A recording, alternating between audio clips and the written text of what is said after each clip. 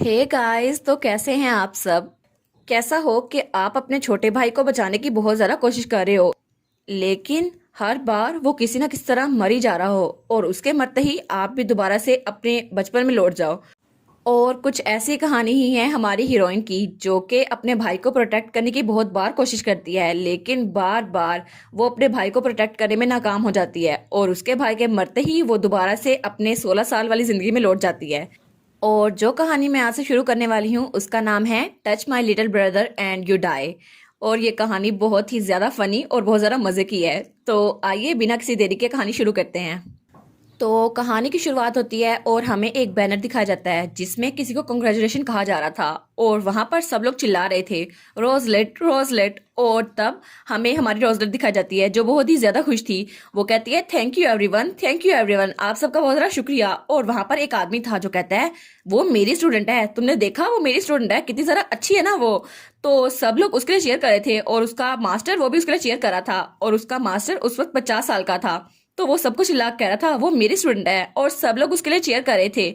और तब पूरा हाल भरा हुआ था। तो सब लोग कहते हैं कॉन्ग्रेचुलेशन, हमने सिर्फ 3 लाइनें पढ़ी लेकिन आपका थीसिस बहुत ज्यादा अमेजिंग था। तो वो कहता है आर यू सीरियस, सच में सर्च टाइप मैजिशियन बहुत सारे रेयर होते हैं और जो थीसिस थी वो तो बहुत ज्यादा वैल्यूएबल थी।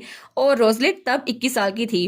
तो सब लोग कहते हैं क्या हमें कोई कमेंट मिल सकता है मिस रोजलेट। और दूसरा कहता है हाँ हाँ हम इसकी बात कर रही हैं, तो मिस रोजलेट आपने अपना थीसिस कब खत्म किया। तो तब वो स्माइल करती है और वो कहती है वेल। और तब वो बहुत ज्यादा खतरनाक स्माइल करते हुए कहती है क्योंकि मैं एक जीनियस हूँ। और वो तो टेबल पर चढ़ गई थी। वो कहती है असल में 21 साल की उम्र में मैंने फाइनली एक थीसिस खत्म कर दिया जो कि सर्च टाइप मैजिक के ऊपर था और उसके ऊपर मेरा अपना नाम लिखा गया रोजलेट। लेकिन तुम लोग को ये जानना है कि रोजलेट कौन है ना। तो इस स्टोरी में रोजलेट ना सिर्फ सबसे ज्यादा खूबसूरत, सबसे ज्यादा पोलाइटेस्ट और काइंडेस्ट है, बल्कि वो तो एक जीनियस है ना। और वो मैं हूँ। और वो कहती है हाँ बिल्कुल, मैं ये सारी नावल की स्टोरी पढ़ा करती थी अपने भाई के बेड पे बैठकर और तब मैं चिप्स खाते हुए ये स्टोरी पढ़ा करती थी और मुझे नहीं पता था कि मैं उस नावल की एक 16 साल की लड़की बन जाऊंगी। और वो सोचती है ये नावल कितना ज्यादा लेम है, लेकिन तब वो हमें बताती है उस स्टोरी का नाम है एस्ट्रियन ऑफ द ट्वाइलाइट। और वो कहती है बिल्कुल जैसा कि टाइटल में बताया गया है, मेन कैरेक्टर वो है एस्ट्रियन और ये स्टोरी मेरे छोटे भाई के गिर्द घूमती है, या फिर कहीं रोजलेट के छोटे भाई के गिर्द। और उन दोनों की मॉम्स अलग थी लेकिन उनके डैड वो एक थे और उसका छोटा भाई वो बहुत ज्यादा अडोरेबल था। लेकिन जैसे मैंने कहा वो मेन कैरेक्टर था और उसकी वजह से वो बिल्कुल एंजल की तरह दिखता था। लेकिन उससे पहले वो बिल्कुल सर्वेंट्स के साथ रहा करता था और उसकी वजह से उसे अपने भाई का पता भी नहीं था। और स्टोरी की सेटिंग के मुताबिक उसके भाई ने बहुत ज्यादा मुश्किल झेली और तभी कोई दरवाजा खोलता कहता है एस्ट्रियन। तो तब हमारी हीरोइन हमें बताते हुए कहती है और सिर्फ ये नहीं, उसको सब लोग बहुत ज्यादा बुली और हैरास भी किया करते थे। और तब जो भी आया था वो कहता है आज मैं तुम्हें सबक सिखा के रहूंगा। और वो था उसका कजन। और असल में ये एक बीएल स्टोरी थी। तो वो उसे हैरास करते हुए कहता है तुम्हें ये सब कुछ करने की जरूरत नहीं है, बस तुम मेरे साथ रहो। और वो तो बहुत ज्यादा बुरा था और रियोन बहुत ज्यादा डरा हुआ था। तभी दरवाजा खुलता है और रोजलिट और ड्यूक वहां आते हैं। तो उसका कजन वो कहता है अंकल आप यहाँ पर क्या कर रहे हैं। तो ड्यूक चिल्लाकर कहता है एस्ट्रियन मेरा बेटा है, तो उससे दूर रहो तुम बास्टर्ड। और तब रोजलिट को पता चला था कि असल में वो उसका भाई है और इस तरह वो उसका भाई बन गया। लेकिन वो स्माइल करते हुए कहती है मुझे असल में ये भी पता है कि स्टोरी एंड कैसे होती है। और वो सोचती है रियोन बहुत ज्यादा पिटीफुल लाइफ जीता था लेकिन यंग एज से ही उसे हैरेसमेंट फेस करनी पड़ती थी। और जब वो अडल्ट बन गया उसके बाद उसकी लाइफ थोड़ी अच्छी हो गई, लेकिन 20 साल की उम्र में ही उसने सुसाइड कर ली और इस दुनिया को छोड़ के चला गया। हाँ बिल्कुल स्टोरी ऐसे ही एंड होती है। ये एक सैड एंडिंग वाली थी, लेकिन ऐसी घटिया एंडिंग की वजह से मुझे ये स्टोरी पसंद नहीं आई। तो मैंने सोचा मैं अपना टाइम जाया क्यों करूं और मैं उसके लिए बस चेयर कर सकती थी। और तब वो उसे खिड़की से दूर से देखते हुए सोचती है मैं तुम्हारे लिए बस यही कर सकती हूँ, बस डटे रहना। और वो उसे चेयर कर रही थी लेकिन रियोन तो बहुत ज्यादा रो रहा था। वो सोचती है चलो जो भी है, अभी तुम्हें एक्स और वाई को भी सफर करना है और फिर तुम जेड बन जाओगे और उसके बाद बस तुम्हारी लाइफ अच्छी चलेगी। और इस तरह वो उसके लिए चेयर करती रही और रोजलेट ने अपनी लाइफ जी। लेकिन जब रियोन 20 साल की उम्र में मरा तब अचानक से वो दोबारा से 16 साल की बन गई। तब उसकी लाइफ का राउंड 2 शुरू हुआ। वो सोचती है डिनाइल में रहने के बाद मैंने ट्राई करके खुद को काम डाउन किया और अगर मेरी लाइफ रियोन के मरने के बाद रीसेट होती है तो मैं रियोन को मरने ही नहीं दूंगी। और तब वो उसके पास आती है और कहती है तुम हाथ से कपड़े क्यों धो रहे हो मेरे भाई, वॉशिंग मशीन यूज करते हैं ना। और उसके बाद उसने उसकी हेल्प की थी और तब वो उसको कपड़े पहना रही थी। वो कहती है इधर आओ मेरे प्यारे भाई, मैं तुम्हें कंफर्ट करती हूँ। और तब उसने उसके कजन को भी बाहर निकाल दिया था जो उसे परेशान करता था। और वो सोचती है चलो पंगा तो खत्म हुआ, लेकिन उसका कजन चाकू लेके वहां आ गया था। वो कहता है तुम्हारी हिम्मत कैसे हुई, तुम्हें लगा ये सब कुछ ऐसे खत्म हो जाएगा। और उसने उसके भाई को मार दिया और धड़म उसकी तीसरी लाइफ शुरू। और वो सोचती है उस इडियट ने ऐसा क्यों किया, मेरी एक्सपेक्टेशन से उल्ट। और वो सोचती है मैं फिर 16 साल की बन गई। और तब राउंड 3 शुरू हुआ और उसने अपने भाई को स्ट्रॉन्ग बनाने का डिसीजन ले लिया। वो कहती है इसको सही से चलाओ, इस तलवार को सही से चलाना सीख लो बदतमीज। और वो सोचती है इसके बाद रियोन को प्रोटेक्ट करने के लिए मैं खुद भी नाइट बन गई ताकि वो इडियट वो मर ना जाए। और तब वहां पर कोई म्यूजिशियन आता, कहता है तुम्हें मैजिक आता है ना, मुझे तुमसे अनयूजुअल एनर्जी फील हो रही है। तो वो कहती है मुझे फर्क नहीं पड़ता। और तभी वहां पर कोई आया था, उसने रियोन को प्रपोज किया था। तो रियोन उसने खुदकुशी कर ली और उसने मरते हुए कहा मैं इस ह्यूमिलेशन को बर्दाश्त नहीं कर सकता, इसलिए फेयरवेल सिस्टर। और वो सोचती है लो फिर मर गया ये। और तब दोबारा से राउंड 4 शुरू होता है उसकी लाइफ का। तो वो अपने भाई के पास आती है और उसकी हर जरूरत का ख्याल रखती है।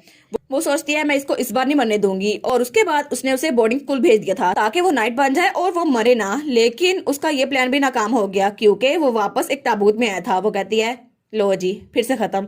और फिर उसकी लाइफ का राउंड 5 शुरू हुआ था। वो सोचती है मैंने तो गिव अप कर ही दिया था, लेकिन अब मुझे फर्क नहीं पड़ता चाहे ये मरे या फिर ना, अब इसने मरना ही है तो मैं क्या कर सकती हूँ। लेकिन इस बार वो 20 ईयर की उम्र में नहीं मरा था, वो 21वीं बर्थडे मना रहा था अपनी और वो बहुत ज्यादा खुश था। तो तभी वो अपने भाई को गले लगा लेती है। वो कहती है थैंक यू सो मच मेरे प्यारे भाई जिंदा रहने के लिए। तो रियोन कहता है थैंक यू सिस्टर। तो तब वहां पर कोई आता और कहता है तुम उसे गले कैसे लगा सकती हो। और उसने रियोन को जहां से मार डाला था उसे कहा था तुम्हारा लवर वो मेरा है। तो वो कहता है सिस्टर। और तब वो चिल्ला कहती है बस कर दो, मेरे साथ ये करना बंद कर दो। और उसकी जिंदगी फिर से रीसेट हो गई थी। और तब उसकी जिंदगी का राउंड 6 शुरू होता है। वो सोचती है अब मेरे लिए सिर्फ ट्रेनिंग बची है, मैं अब वो सब कुछ करूंगी जो मैं करना चाहती हूँ। तो तब वो मजिशियन उसके पास आता है और कहता है तुम पे तो बहुत सारा पावर है, क्या तुम मैजिक अकेडमी जाना चाहोगी। तो वो सोचती है हाँ रियोन ने तो मरना ही है तो मैं क्यों ना अपनी प्लेस चुन लूं। तब वो मैजिक टावर भाग गई थी और वो सोचती है आखिर उन्होंने मैजिक टावर माउंटेन के टॉप पे क्यों बनाया। तो तब उसने मैजिक में मास्टरी कर ली थी और सर्च टाइप के मैजिक को पावर करना बहुत ज्यादा अच्छे से सीख लिया था। वो सोचती है मैजिक ही सबका आंसर है, अगर रियोन मरता रहा तो सब कुछ रीसेट हो जाएगा, तो मुझे इसे अच्छे से सीखना चाहिए। और तब उसने खुद को मैजिक टावर में लॉक कर लिया था। तो उसका साथी कहता है रोजलेट क्या तुमने कहा तुम 21 साल की हो। लेकिन तभी से दोबारा से उसकी लाइफ रीसेट हो गई थी और वो सोचती है अरे हाँ मेरी लाइफ फिर से रीसेट हो गई और मैं दोबारा 16 साल की बन गई। और तब राउंड 7 में वो दोबारा से मैजिक टावर गई थी ताकि वो और सीख सके मैजिक के बारे में। और तब वो अपने मास्टर के साथ बैठी थी और वो उसे बहुत ज्यादा अच्छे से सिखा रहे थे। और वो कहती है लाइफ एक तरह का मैजिक है और लाइफ मैजिक से शुरू होती है मैजिक से खत्म होती है। और तब उसका मास्टर कहता है रोजलिट मुझे लगता है मुझे तुम्हें बता देना चाहिए, असल में मैं 100 साल का हूँ, मैंने 6 माना सर्कल्स कंप्लीट कर लिए और उसके बाद मेरी एज बढ़ी नहीं। तो वो सोचती है ये तो बड़ी जरा अच्छी बात है, अब तो मैं भी बूढ़ी नहीं होंगी, ये लाइफ तो बहुत जरा सरप्राइज से भरी है, मैं तो मैजिक सीख के रहूंगी। और वो बहुत जरा खुश हो गई थी। वो कहती है फाइनली मुझे स्टोरी में हैप्पीनेस मिली। और तब वो बहुत जरा लगन से पढ़ाई कर रही थी। वो कहती है मैजिक टावर एक ऐसी जगह थी जो मेरे लिए बनी थी और मैजिक रूल्स मैजिक तो सबसे ज्यादा बेस्ट है।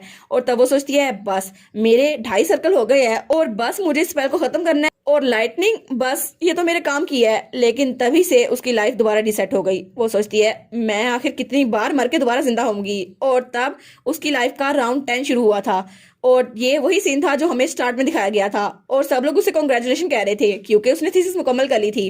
और उनमें से कोई कहता है तुम्हारा थीसिस तो बहुत ज्यादा लंबा था इसलिए मैंने पढ़ी नहीं। तो रोजलेट कहती है अच्छा ठीक है थैंक यू थैंक यू। और तब वो किसी और तरफ देखती है तो उसे अपना मास्टर नजर आता है और उसका मास्टर भी उसे देखकर बहुत ज्यादा खुश था। तो वो तो रोने वाली हो गई थी। वो कहती है मास्टर आप अभी तक जिंदा हैं। और वो अपने मुंह पे हाथ रख लेती है। वो कहती है thank you so much master, ये सब कुछ आपकी वजह से हुआ। तो उसका मास्टर कहता है मैं भी तुम पर बहुत ज्यादा प्राउड हूँ रोजलेट। और वो अपने मास्टर को गले लगाने लगती है लेकिन फिर से उसकी लाइफ दोबारा रीसेट हो गई थी। वो कहती है मास्टर, लेकिन वो बुरा सा मुंह बना लेती है। वो कहती है आखिर क्यों। और फिर वो सोचती है उप्स मैं तो एस्ट्रियन के बारे में भूल ही गई, वो तो मरने वाला था। और इस तरह उसकी जिंदगी का 11th राउंड शुरू हुआ और दोबारा से उसकी लाइफ रीसेट हो गई। और अपनी 11वीं जिंदगी में वो एक रास्ते से गुजर रही थी तभी उसके साथ कोई लड़का टकराता है। वो कहता है ओ मुझे लगता है मैं तुमसे अभी मिला हूँ लेकिन आई लव यू। तो रोजलिट वो भी अपने दांतों में गुलाब पकड़ लेती है। वो कहती है हाँ तुम में गट्स तो है और ऐसा नहीं है मैं तुम्हें हेट करती हूँ लेकिन पता नहीं क्यों। और तब वो सोचती है मेरी 11वीं जिंदगी में फाइनली मुझे एक पार्टनर मिल गया। और तब वो उसके साथ रहने लग जाती है लेकिन उस लाइफ में उसका भाई वो भी हेल्दी और स्ट्रॉन्ग था और उसको भी अपना पार्टनर मिल गया था। तो रोजलेट का पार्टनर कहता है मैं तुमसे बहुत ज्यादा प्यार करता हूँ रोजलेट। तो वो कहती है हाँ हाँ मैं भी तुमसे बहुत ज्यादा प्यार करती हूँ बिल। और वो सोचती है चलो जब मेरी इससे शादी होगी तो मैं इसको हेड बनाकर मैजिक टावर भाग जाऊंगी, फिर तो मेरी मैजिक स्टडी पूरी होकर रहेगी। और फिर सब कुछ बहुत ज्यादा जल्दी हो गया और वो लोग जूस पीने लगे थे। तो वो कहता है क्या हम एक ही ग्लास में पीने लगे हैं? तो रोजलेट कहती है हाँ हम लोग फैमिली बनने वाले हैं ना, तो हम एक ही कप यूज करेंगे। तो उसका भाई भी वहां पर आ गया था। तो वो कहती है रियोन तुम यहाँ पर कैसे आ गए? वो कहता है मैं फैमिली हूँ ना, तो हम लोग इसे अच्छे से शेयर करते हैं और मुझे एक सिप लेने दो। और तब उसने एक सिप लेते लेते पूरा ग्लास खत्म कर दिया था।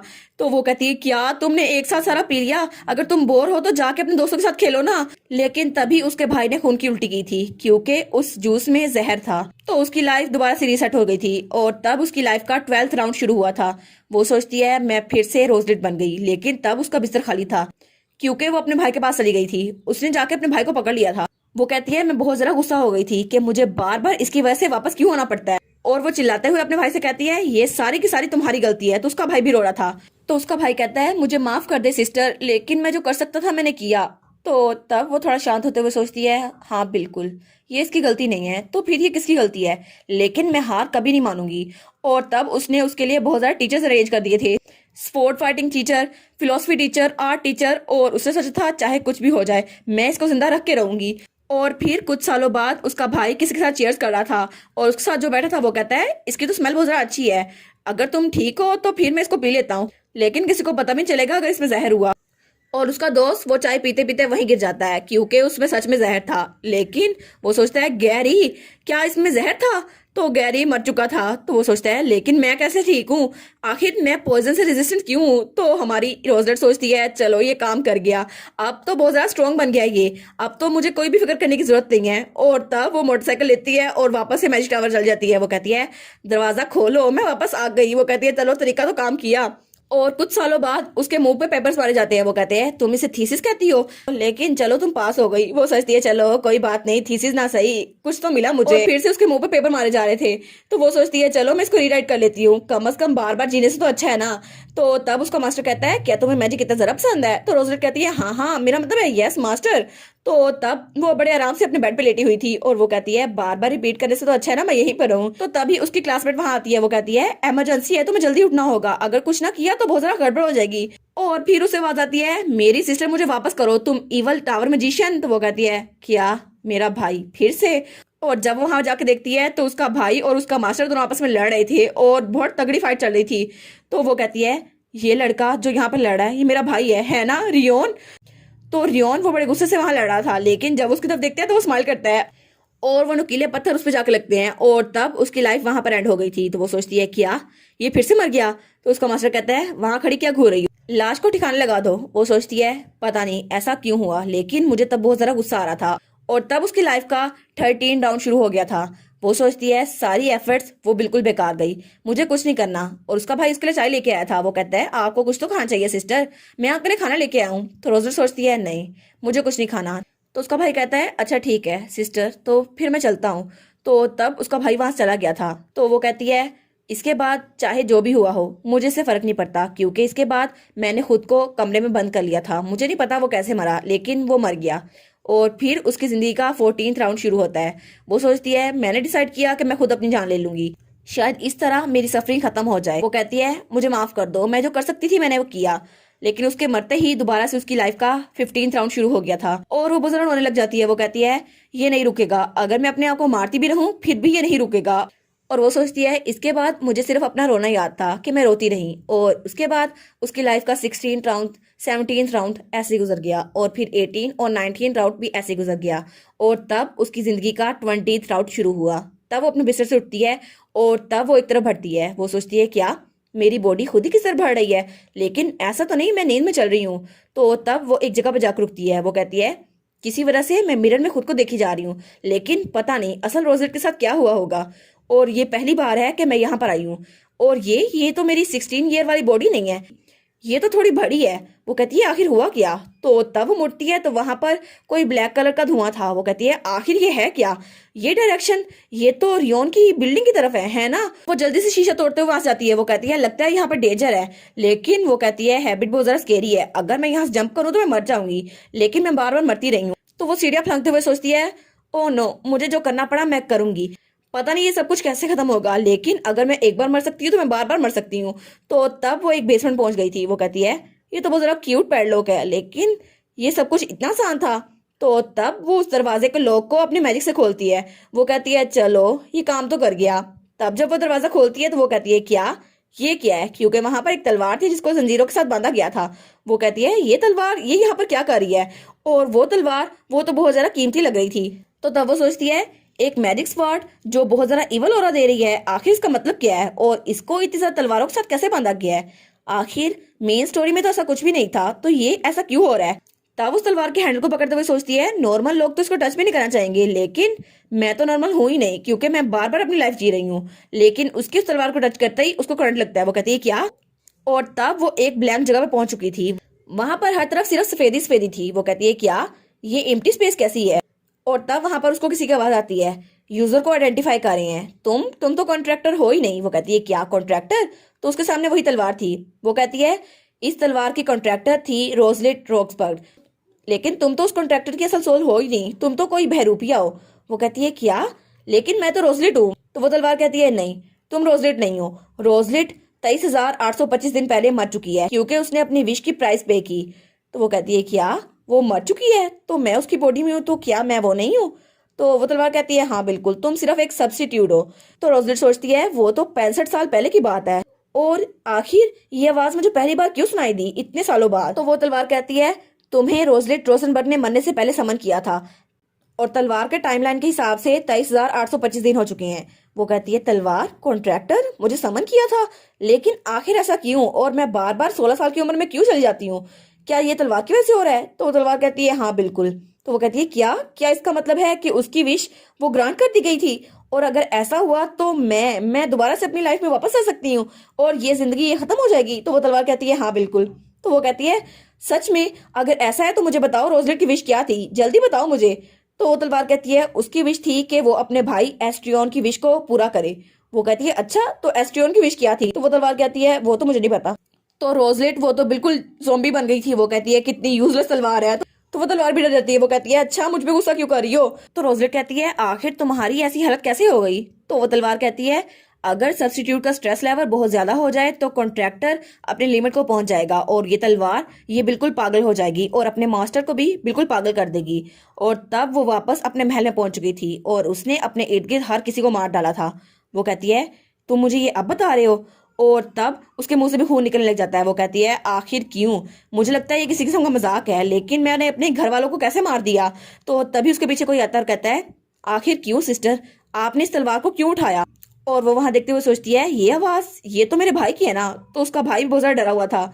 वो कहती है ये तो एस्ट्रियन है ना, ये तो बहुत ज्यादा बड़ा हो गया है और गुड लुकिंग भी, इसके बाल ये तो बहुत ज्यादा अच्छे लग रहे हैं, क्या सच में मैं अपने भाई के साथ फाइट कर रही थी। लेकिन उसका भाई डरते हुए कहता है मैं शुरू से सिर्फ एक चीज चाहता था कि आप मेरे साथ रहें। तब वो आगे बढ़ता है और अपने बहन को गले लगा लेता है। वो कहता है सिस्टर आप मेरे साथ क्यों नहीं रह सकती। तो वो कहती है क्या क्या ये मुझे ऐसे क्यों कर रहा है। तो उसको उसके बचपन की याद आती है जो कहता है सिस्टर, और जब वो बड़ा था तभी वो कहता है सिस्टर। तो वो सोचती है ये हमेशा से मेरे पीछे पपी की तरह रहा है। तो उसका भाई कहता है सिस्टर आप शादी क्यों नहीं कर लेती। लेकिन जब उसको उसका पार्टनर मिला था तो वो बहुत ज्यादा जेलस हो गया था। तो तब वो रोते हुए कहता है मैं आपसे बहुत ज्यादा प्यार करता हूँ सिस्टर, मैं आपको किसके साथ शेयर नहीं कर सकता क्योंकि आप सिर्फ इकलौती हैं जिसने मुझे इंसानों की तरह ट्रीट किया। तो वो कहती है क्या इसको सिस्टर कॉम्प्लेक्स है। तो वो कहती है आखिर ऐसा ही क्यों होना था। और फिर वो कहती है डेयर ऑथर ये प्लॉट ट्विस्ट तो बहुत जरा बुरा है। और उसके बाद वो बेहोश हो गई और उसने ब्लड वॉमिट कर दिया। और तब उसकी लाइफ का 21 राउंड शुरू हुआ, और तब आसमान बहुत जरा अच्छा लग रहा था। वो कहती है ब्लू स्काई, हाँ चेक, 2 PM चेक। तो वो बहुत जरा खुश थी। वो कहती है मेरे बालों की लेंथ भी सेम है, इसका मतलब मैं 16 साल की हो गई हूँ, चेक। और फिर उसकी नौकरानियां वहां पर थी। वो कहती है बैकी, लिली, वायलेट, चेक, ये लोग मेरे साथ ही हैं। तो वो चाय पीते हुए कहती है तो चलो कम अज कम मैं 16 साल की पीसफुल डेज में वापस आ गई। तो वो कहती है लिली ये कप लो और मुझे पेन और पेपर ला के दो। बैकी जाके सर एस्टर ब्राउन को लेकर आओ, और वायलेट तुम डीलन को लेके आओ। तो तीनों कहती हैं जी यंग मिस्ट्रेस। और उसके बाद वो कहती है हाँ ये बहुत जरा क्यूट है, लेकिन बच्चों को ऐसे काम करता हुआ देखना मुझे बहुत जरा अच्छा लग रहा है क्योंकि मैं तो 65 साल की हो चुकी हूँ ना। स्पेशली बैकी, ये तो बहुत ज्यादा चालाक है और अपना काम बहुत ज्यादा अच्छे से करती है क्योंकि ये ब्रांच फैमिली की तरफ से यहाँ भेजी गई एक स्पाई है। और वो सोचती है ये वही थी जिसने हमारे लेमनेड में पॉइजन डाला था और इसकी वजह से मैं बहुत बार मरी हूँ और रियोन भी इसकी वजह से एक बार मरा था। तो तब वहां आते हुए कहती है यंग मिस्ट्रेस मैं सर एस्टर को ले आई। तो वो कहती है अच्छा ठीक है तुमने अच्छा काम किया और अब तुम फायर हो। तो वो कहती है क्या, लेकिन क्यों। तो रोजलेट कहती है क्या तुमने मुझे सुना नहीं, दफा हो जाओ यहाँ से। तो वो थोड़ा परेशान होते हुए कहती है ठीक है आपको सर्व करना मेरे लिए ऑनर था। तो फिर वो अपने आप सर्व करते हुए कहती है हाँ हाँ दफा हो जाओ यहाँ से, और तुम्हारी वजह से मुझे अपने इतनी कीमती आंसू जाया करने पड़े, अभी तुम मेरे लिए जरूरी नहीं हो। और तब वो कहती है तुम किसका इंतजार कर रहे हो, अंदर आ जाओ। और तब कोई अंदर आता है और वो था सर एस्टर ब्राउन। वो कहती है चलो फाइनली तुम अंदर आ ही गए गए। और तब वो हमें बताते हुए कहती है ये वो आदमी है जो 3 राउंड तक मेरा पर्सनल बॉडीगार्ड रहा और इसने मुझे हर किसी से प्रोटेक्ट किया और एस्ट्रियन को भी एक बार इसने प्रोटेक्ट किया था। और वो तो बहुत जरा गोल्डी किंग भी है और अपने काम में बहुत जरा अच्छा भी है, लेकिन जब वो अपना यूनिफॉर्म बदलता है तब बहुत जरा क्यूट लगता है। तो एस्टर कहता है प्लीज आप पॉइंट पे आइए, ऐसी बातें ना कीजिए। और वो कहता है अगर आप मुझे ऐसे इंट्रोड्यूस करवाएंगे तो किसी को भी गलतफहमी हो जाएगी। वो कहती है अच्छा ठीक है ओवर एक्टिंग करना बंद कर दो, मैंने तुम्हारी कुछ ज्यादा तारीफ कर दी थी। और तब वो एक पेज पे देखते हुए कहती है परफेक्ट टाइमिंग, और वो पेज उसे दिखाती हुए कहती है तुम मेरे नाइट बन जाओ, आज से तुम मेरे पर्सनल नाइट हो। वो कहता है क्या, लेकिन क्यों। लेकिन वो उसी पेज को मरोड़ कर उसके मुंह में डाल देती है। वो कहती है सवाल नहीं, बस मेरी बात मान लो। तभी वहां पर एक और मेड आती है। वो कहती है यंग मिस्ट्रेस मैं मास्टर डिलन को ले आई। वो कहती है अच्छा ठीक है उसको अंदर ले आओ। और मास्टर डिलन वहां पर आ चुके थे और वो उसका वही कजन था जो उसके भाई को हरास किया करता था। वो कहती है डिलन डायमंड ये मेरा वही कजन है जिसको मैं धक्के मार के यहाँ से निकालना चाहती हूँ। तो तब वो वहां बैठते हुए कहता है आखिर तुम मुझे क्यों ढूंढ रही थी रोजलिट। तो वो कहती है हाँ मैं तुम्हें ढूंढ रही थी, वैसे भी मैं तुम्हें बताना चाहती हूँ कि तुम रोजबक फैमिली से एक्सपेल हो गए हो। वो कहता है क्या, तुम्हें लगता है ये किसी किस्म की धमकी है, तुम्हारा दिमाग तो खराब नहीं हो गया। वो कहती है नहीं मेरा दिमाग खराब नहीं हो गया, लेकिन अगर मैं अंकल को बता दूं तो मेरे भाई के साथ क्या करते रहे हो तो तुम्हें इस बात का जवाब देना होगा। क्या तुम्हें इस बात का नहीं पता। तो वो कहता है क्या, तुम्हें इस बात का पता था कि मैं तुम्हारे भाई को हरास कर रहा हूँ। वो कहती है ऑफ कोर्स मैं अंकल लुइस को तुम्हारे बारे में बताने वाली हूँ और अगर तुम्हें थोड़ी सी भी सेंस है तो अभी यहाँ से दफा हो जा। तो वो वहां से उठते हुए कहता है बस कर दो अपनी बकवास बंद करो, तुम्हें क्या लगा मैं ऐसे चला जाऊंगा। तो तब वो वहां से चिल्लाते हुए जाता है और कहता है बस तुम इंतजार करो। तो रोजर कहती है हाँ हाँ दफा हो जाओ यहाँ से। और तब वो कहती है वैसे भी मेरे पास तुम्हारे जैसे किसी गंदे आदमी के लिए टाइम नहीं है। और फिर वो कहती है बिल्कुल, क्योंकि मैं रियोन को अपनी फैमिली में ले आऊंगी और अंकल रोज को तुम्हारे बारे में बताऊंगी। और फिर वो कहती है रियोन क्या तुम मुझे देख रहे हो, तुम्हारी बड़ी बहन तुम्हारे लिए बहुत ज्यादा मेहनत कर रही है। तो तब उसका बॉडीगार्ड कहता है कि आप इस बारे में श्योर हैं। वो कहती है क्यों। तो वो कहता है अगर आप रिवेंज लेना चाहती हैं तो वो कहती है ऑफ कोर्स डिलन जैसे कीड़े ऐसे ही डिजर्व करते हैं और तुम्हें लगता है कि मैंने तुम्हें ऐसे ही हायर किया है, तुम मुझे प्रोटेक्ट करोगे है ना, क्योंकि मैं तुम्हें पे कर रही हूँ।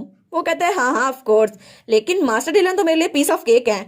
तभी वहां पे नौकरानी चिल्लाती हुई आती है। वो कहती है यंग मिस्ट्रेस एक इमरजेंसी है। और वो जरा घबराई हुई थी। वो कहती है मास्टर डिलन उन्होंने उन्होंने तो सर रियोन के साथ, और वो नौकरानी स्पेशली रियोन के लिए असाइन की गई थी। तो वो जल्दी से उसके मुंह में भी कागज डाल देती है। कहती है बस यहीं पर चुप हो जाओ, अगर तुम अपना मुंह बंद रखोगी तो रीडर्स को इस बारे में पता नहीं चलेगा। और वो कहती है दूसरे लफ्जों में रियोन को कुछ नहीं होगा और मेरी लाइफ रीसेट नहीं होगी। तो नौकरानी वो अपने मुंह से वो कागज नीचे फेंक देती है और उसके हाथ में डंडी काटती है। वो कहती है एक मिनट मेरी बात सुने मिस्ट्रेस। तो वो कहती है क्या मेरा हाथ। तो वो नौकरानी वहां से गाते हुए कहती है मास्टर डिलन ने ये किया और रियोन वो मर गया, और आखिर में रियोन वो सच में मर गया और उसकी लाइफ का अगला राउंड शुरू हो चुका था। तो तब उसकी मेट्स वहीं पर थी और वो सोचती है मेरी लाइफ का राउंड 22 शुरू हो गया। तो अपनी मेट्स को बुलाती है और कहती है सब लोग अंदर आओ। तो वो कहती है क्या यंग मिस्ट्रेस आपने बुलाया। वो कहती है हाँ ऑफ कोर्स, सबसे पहले रियोन को यहाँ पर लेके आओ। तो तीनों कहती है जी हम समझ गए। तो वो सोचती है मेरा कजन, सबसे पहले तो मुझे इसका पता काटना होगा और अपने भाई को इस फैमिली में लाना होगा। और वो तो बहुत ज्यादा डरावनी लग रही थी। वो कहती है चलो ठीक है आप तुम्हें जो करना है करके दिखाओ, मैं तुम्हारा काम खराब कर दूंगी। और तब वो कहती है मैंने तो जिंदगी के 65 साल गुजारे हैं, अब मेरे पास हर किस्म की स्किल है, मैं हर काम बहुत ज्यादा जल्दी कर लेती हूँ, इसलिए फिक्र करने की कोई जरूरत नहीं है। और अब मैं अपनी सारी स्किल्स को यूज करूंगी और तुम्हें आफ्टर लाइफ में भेज दूंगी। और थोड़ी देर बाद उसका भाई उसके सामने बैठा हुआ था जो बहुत ज्यादा डर रहा था। और उसका भाई डरते हुए उसकी तरफ देखते हैं और कहता है क्या आपने मुझे बुलाया यंग मिस्ट्रेस। तो वो कहती है हाँ तुम बहुत जरा क्यूट हो, तुम तो मुझे किसी की याद दिलाते हो। तो वो कहती है तुम्हारी आईज और हेड तो राउंड शेप में है, ये बहुत जरा अच्छा लगेगा अगर थोड़ा सा काम किया जाए, और मुझे लगता है तुम बहुत जरा क्यूट हो। और शायद यही वजह है कि डिलन तुम्हें परेशान करता था। तो वो चिल्लाते हुए कहता है मुझे माफ कीजिए, ये सब कुछ मैं नहीं चाहता। तो वो अपने भाई के पास आती हुई कहती है कोई बात नहीं, चलो तुम उठ जाओ मेरे प्यारे भाई। तो तब वो कहती है कॉन्ग्रेचुलेशन, तुम अब से रॉक्सबर्ग फैमिली की मेंबर बन चुके हो। तो वो कहता है क्या मैं मेंबर बन चुका हूँ। लेकिन क्यों? तो वो उसको सवाल नहीं पूछ देती है, उसके मुंह में कुकी डाल देती है। वो कहती है मैंने सवाल नहीं पूछा। वो कहता है मुझे पता तो है, लेकिन वो बहुत ज़रा शौक लग रहा था। तो वो सोचती है ठीक है, तुम फिक्र ना करो, बस तुम्हारा एक ही काम है कि तुम अच्छे से बड़े हो और हेल्दी हो जाओ, और इसके बाद तुम्हें किसी चीज़ की फिक्र करने की जरूरत नहीं है, क्योंकि तुम्हारी बहन तुम्हारे पास ही है। और अगर किसी ने मेरे छोटे भाई को हाथ लगाने की कोशिश की तो मैं उसको जान से मार डालूंगी। और फिर वो अपने भाई का हाथ पकड़ते हुए वहां जाते हुए कहती है ठीक है, तो चलो ड्यू के पास चलते हैं। और पीछे से उसका बॉडीगार्ड कहता है क्या ये डेजा वू है? क्योंकि आप तो अपने भाई को प्रोटेक्ट करने वाली हैं, लेकिन आप इतनी ज़रा खतरनाक कैसे हो सकती हैं? और इसी के साथ ये वाला पार्ट यहाँ पर खत्म। तो आप लोग को क्या लगता है, क्या वो अपने भाई को इस बार प्रोटेक्ट कर पाएगी, और क्या सच में उसका भाई इस बार अपनी लाइफ अच्छे से गुजार पाएगा? और आपको क्या लगता है, आप उसकी लाइफ के कितने सारा डाउन और होने वाले हैं? और मजीद आप लोग को ये स्टोरी कैसी लगी प्लीज मुझे बताइएगा, और चैनल को सब्सक्राइब कर दे और वीडियो को लाइक लाजमी कीजिएगा। Thank you so much for watching my video and bye bye.